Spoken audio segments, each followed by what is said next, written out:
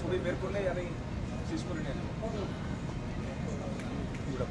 ২০২৪ সালের ৫ আগস্ট বাংলাদেশের ইতিহাসে এক নাটকীয় অধ্যায়। ছাত্র জনতার গণ অভ্যুত্থানে ক্ষমতা হারিয়ে রাতারাতি দেশ ত্যাগ করেন প্রধানমন্ত্রী শেখ হাসিনা। এরপর কেটে গেছে ১ বছরের বেশি সময়। কিন্তু প্রশ্ন হচ্ছে, কেন তিনি এখনো ভারতে? কেন নয় যুক্তরাষ্ট্রে, যেখানে তার ছেলে সজীব জয় থাকেন?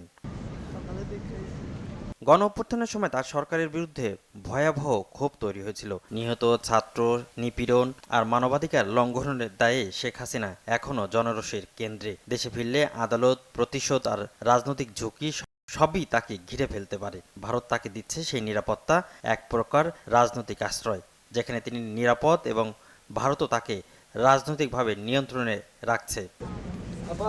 অনেকে ভাবছেন তার ছেলে সজীব জয় তো যুক্তরাষ্ট্রে আছেন, তাহলে শেখ হাসিনা সেখানে না গিয়ে ভারতে কেন? বিশ্লেষকদের মতে এর পেছনে রয়েছে দুটি বড় কারণ। প্রথমত, যুক্তরাষ্ট্রের মানবাধিকার ও গণতন্ত্র নীতি। ওয়াশিংটন প্রশাসন তার সরকারের সময় বাংলাদেশে মানবাধিকার লঙ্ঘন, ডিজিটাল নিরাপত্তা আইন ও নির্বাচন নিয়ে প্রকাশ্যে সমালোচনা করেছিল। তাই যুক্তরাষ্ট্রে গেলে আইনি ও কূটনৈতিক চাপের মুখে পড়ার আশঙ্কা ছিল প্রবল। দ্বিতীয়ত, ভারত তার দীর্ঘদিনের রাজনৈতিক আশ্রয়দাতা। ইন্দিরা গান্ধীর সময় থেকেই তার পরিবারের সঙ্গে ভারতের ঐতিহাসিক সম্পর্ক। তাই শেখ হাসিনার কাছে ভারত অনেক বেশি পরিচিত ও নিয়ন্ত্রিত পরিবেশ, যেখানে তিনি রাজনৈতিকভাবে নিরাপদ এবং ভারতও তার উপস্থিতি ব্যবহার করতে পারে নিজের কৌশলে।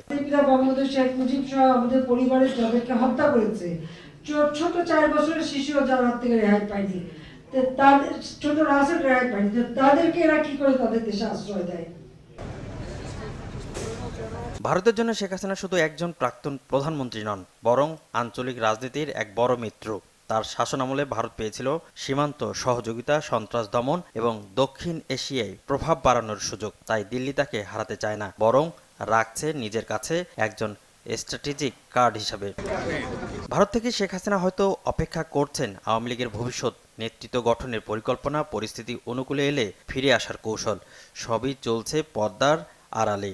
রাজনীতিতে শেষ বলে কিছু নেই, এই বিশ্বাসেই হয়তো তিনি এখনো ভেতরে ভেতরে সক্রিয়। তাই ভারতে থাকছি, এটি শুধু নির্বাসনের ঘোষণা নয়, এটি একটি রাজনৈতিক কৌশল, এক নিরাপত্তার সিদ্ধান্ত এবং এক অভিজ্ঞ নেত্রীর সময়ের অপেক্ষা। প্রশ্ন একটাই, এই নির্বাসন কি শেখ হাসিনার শেষ অধ্যায়, নাকি রাজনীতিতে তার ফেরার শুরু?